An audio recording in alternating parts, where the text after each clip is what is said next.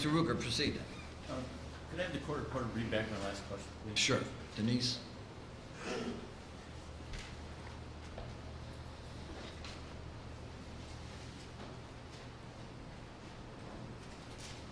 Question, did you have the occasion to go to another district after that?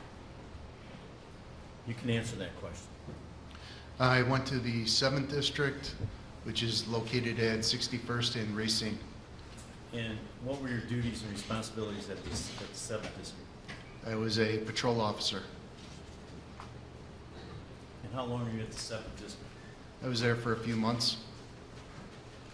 Now, the 7th District, you said was at 61st and what? Racine. Is that the Englewood District? I'm sorry? Is that the Englewood District? Yes, it is. All right. And where'd you go after you left the Englewood District? I was asked to go to the Targeted Response Unit. And explain to the ladies and gentlemen of the jury what the Targeted Response Area or unit is. It's a unit made up of essentially 10-man teams, and you were assigned at the discretion of the department to go to high crime areas, and you were responsible for crime suppression, targeting gang members and gang activity. And how long were you in that unit? Almost since the start of its inception until it was disbanded. When was it disbanded? Under Gary McCarthy. Okay. Where did you go after it was disbanded? I went to the Area Central Saturation Team and the Area South Saturation Team. And where's Area Central? 51st and Wentworth. And you say you were on a saturation team. Explain what you did on a saturation team. Essentially the same duties as in Area Central, Area 1. You're sent out to one of the various districts within the area at the discretion of the deputy chief. Usually they were, again, targeting gangs and gang activity.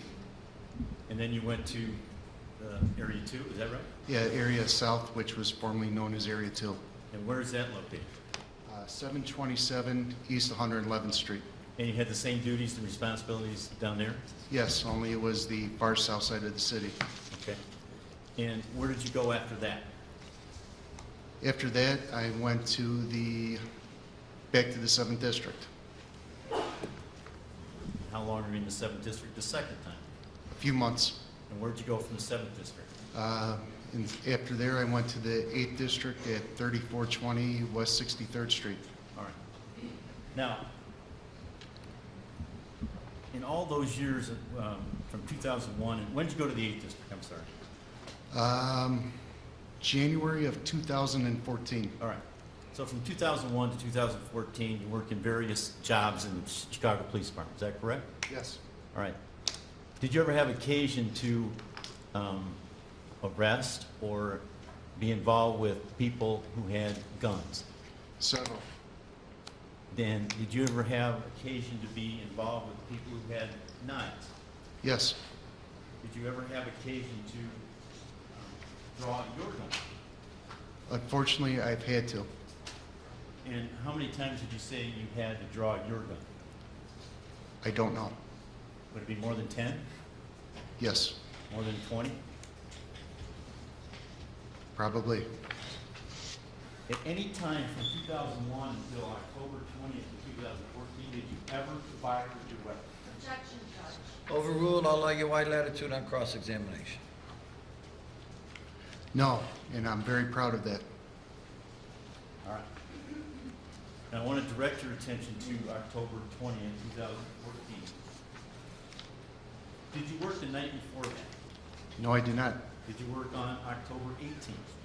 No, So you had a couple days off before you started work on October 20th, is that correct? that's correct. And tell us what you did when you got up that morning. Got up that morning with my kids, made sure they were changed, ready to go to school. They had breakfast, and made sure they got to school. All right. And what did you do after they left for school? Did some household chores. And did you have a part-time job at the time? I did. Did you go to that part-time job that day? Yes. What time did you go there? roughly noon to 4. And where was that? It was at the Walmart in Cicero, Illinois. And you were just working security there, is that right? Yes. All right. So when you left there at 4 o'clock, where did you go?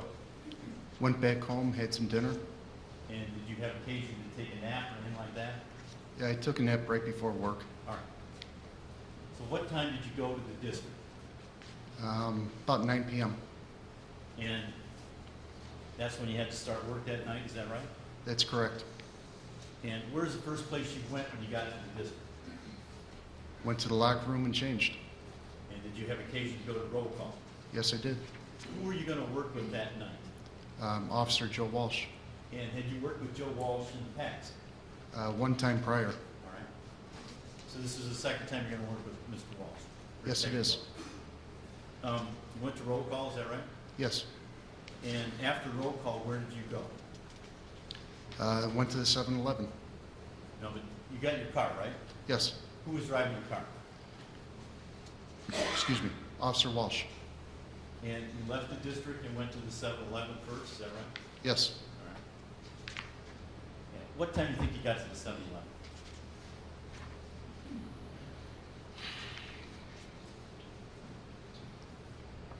Probably around quarter to the hour. All right.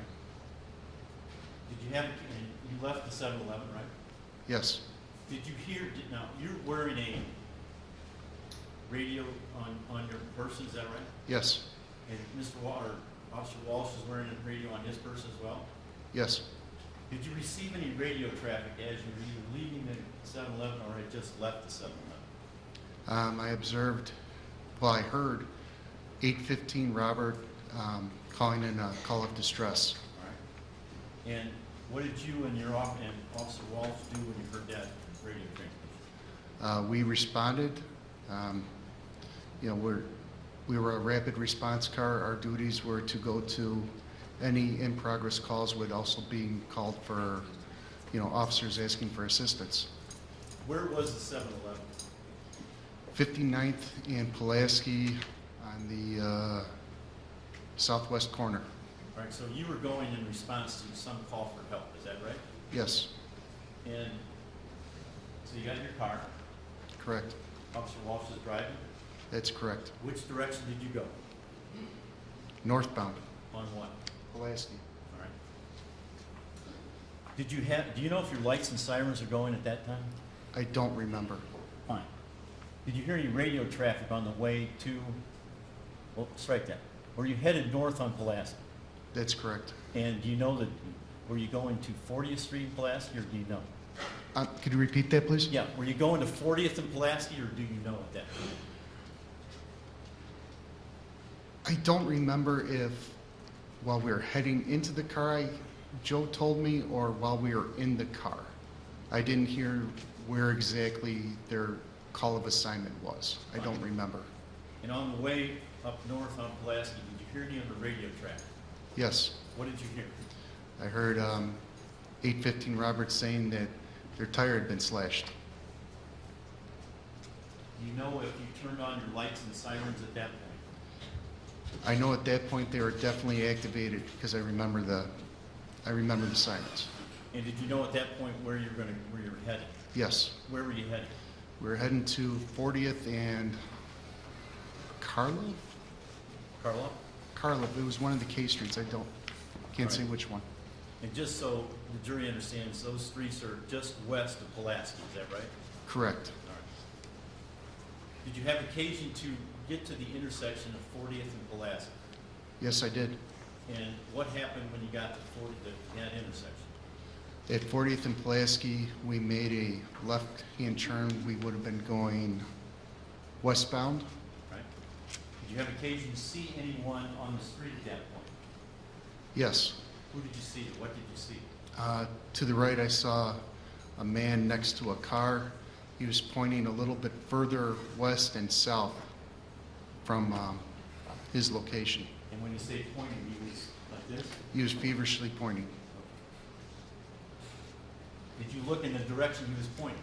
I did. What, if anything, did you see when you looked in that direction? I saw Officer McElligott pointing eastbound while he was running eastbound, and while he was pointing, he had his gun in his hand. And did you know Officer McGilligan from the past? Yes, All right. So you knew Officer McGilligan when you saw him, right? I did. And you say he had his gun out? He did. Did you see a squad car? Yes, Where was the squad car in relation to Officer McGilligan? almost immediately near him. Did you notice anything unusual about the squad car? While it was moving the right side, it was hopping, like it was limping, I guess you could say. Okay. Did you see, you say Officer McGilligan was pointing at something or somewhere? Yes, Which way was he pointing? he was pointing directly in front of him, further east in front of him. All right. And did you look in that direction? I did. What if anything, did you see when you looked in that direction? I saw a male black in front of him wearing a black hoodie and blue jeans running, and in his right hand I saw a knife. And can you describe the area where he was running for us, please? He was entering into a parking lot, And the parking lot was parking lot of what business? Burger King. Now, what did Officer Walsh is still driving the car, right? That's Your correct. car?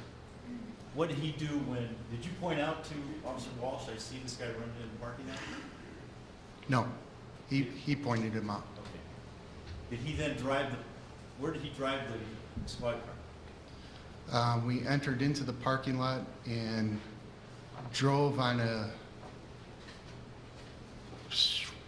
southeast angle towards the entrance of the Burger King And what was the point of doing that? to prevent the male black in a black hoodie and blue jeans with a knife from entering into the Burger King. Were you able to prevent him from entering into Burger King? Yes, we were. Did you see where he went after he left the area of the Burger King? He ran onto Pulaski Avenue. He ran further eastbound onto Pulaski Avenue. All right. And what did you and Officer Walsh do? We looked for a safe, well, not a safe opening, but an opening where we could hop the curb and cross onto Pulaski and further chase after him. So were you able to get across the curb onto Pulaski? Yes. In which direction did you start going when you got onto Pulaski? We started to go southbound on Pulaski in the northbound lanes, and at that time the male black in the black hoodie and blue jeans, he didn't have a knife in his hand anymore. All right. So when you got onto Pulaski, you saw the male black again, right? That's correct. And you didn't see a knife in his hand at that point. That's correct. What did you think at that point? I said he doesn't have the knife anymore. Were you relieved? Greatly relieved. Did your car continue to go southbound on Pulaski? Yes. And did you notice anything coming northbound on Pulaski as you're driving that way? Yeah, we saw another squad car approaching us. All right. As you approached that other squad car, did you do anything inside of your car? Yes. What was that? I started to open up my car door because I thought we were going to be able to knock him to the ground with the car door. When you say knock him to the ground, who are you talking about? I'm talking about the male black with the black hoodie and blue jeans.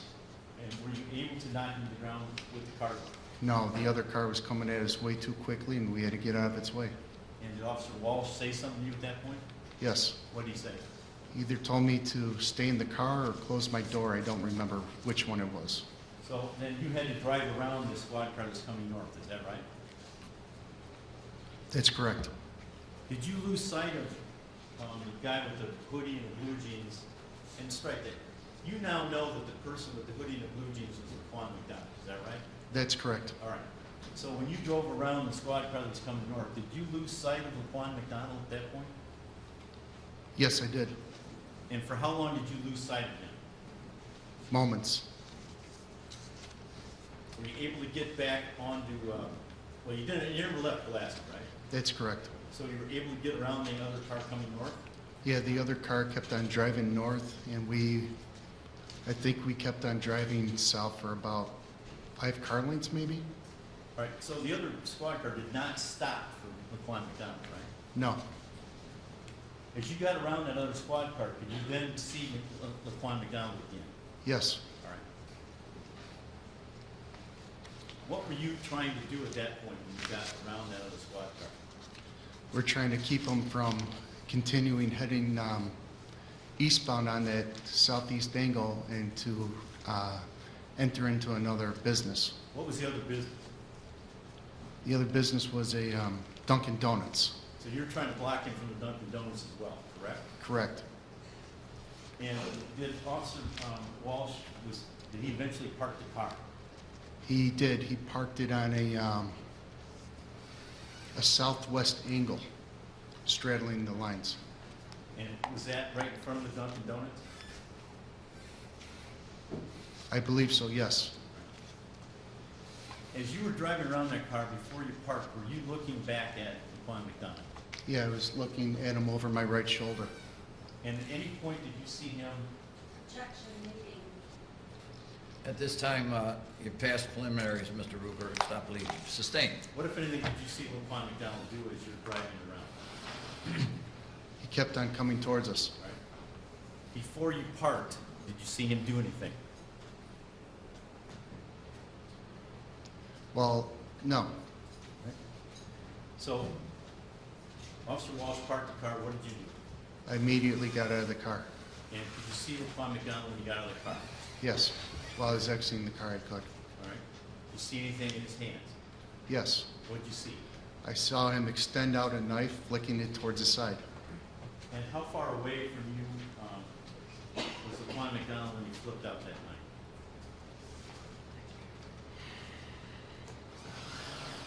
It's probably about 20 feet. All right. Is that closer than you thought you'd be? Objection meeting. All right, really, at this time, stop leaving.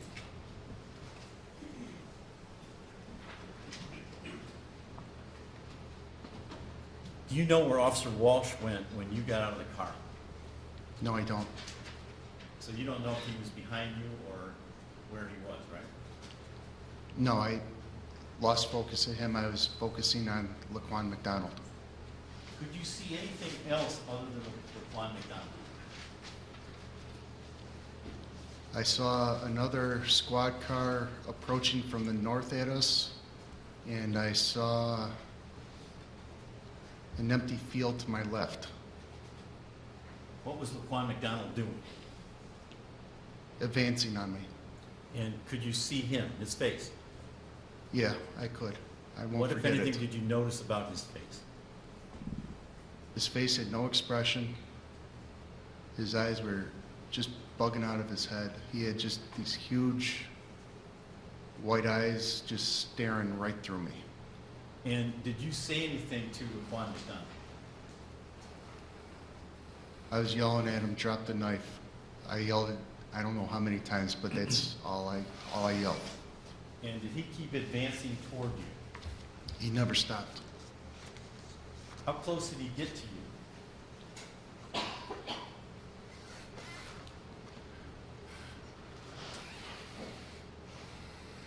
He got probably about 10 to 15 feet away from me.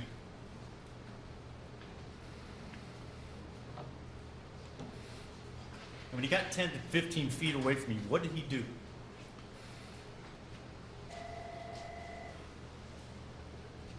We never lost eye contact.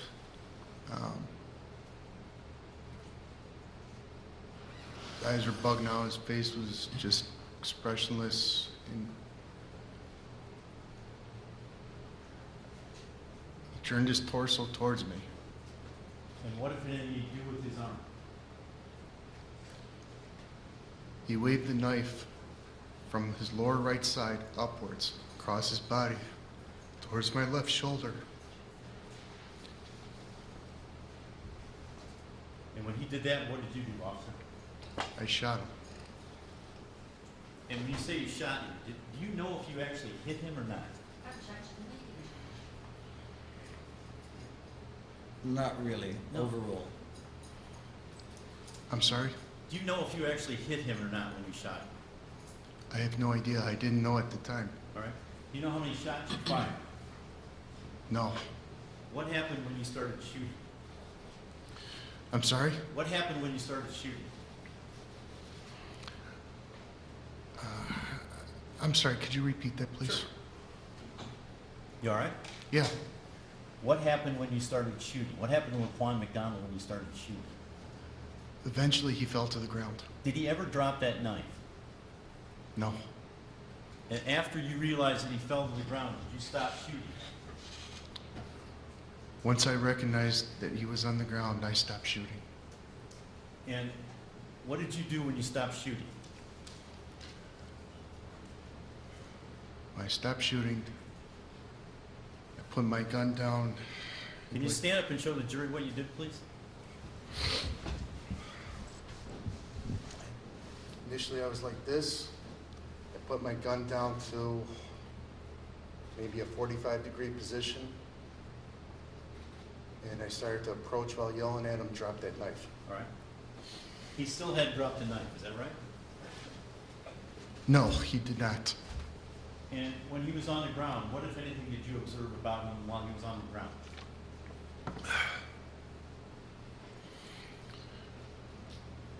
All I could see, I could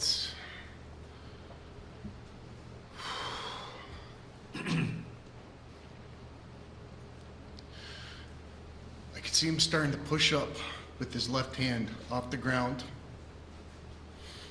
I see his left shoulder start to come up, and I still see him holding that knife with his right hand, not letting go of it.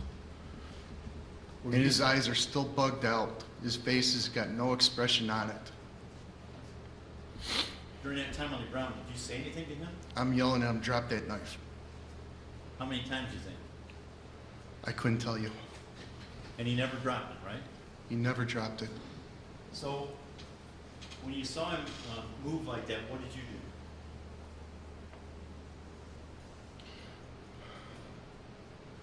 I just kept on looking at the knife and I shot at it. I just wanted him to get rid of that knife. Did you also want him to stay on the ground? Mr. Ruger, stop it. Right, you say you shot at the knife, right? Yeah. What else? Why else did you shoot him on the ground?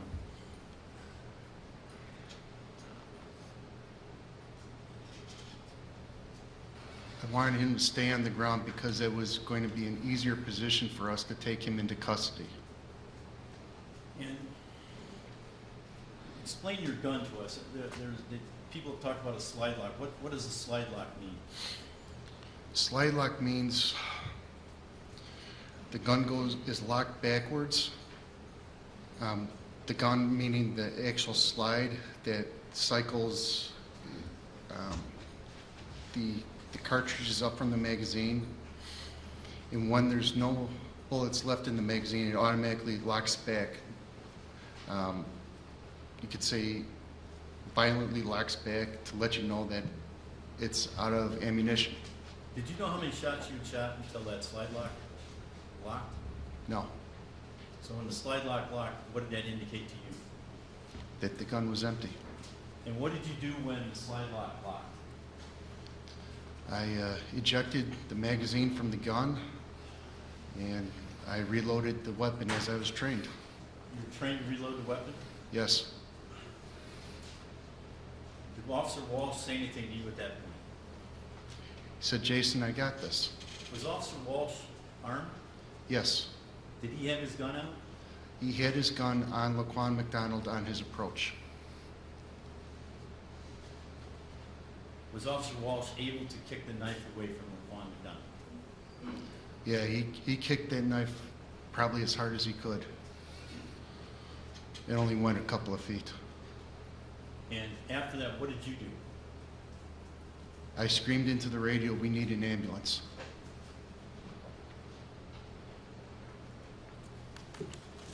Have a moment, John. Take as much time as you need.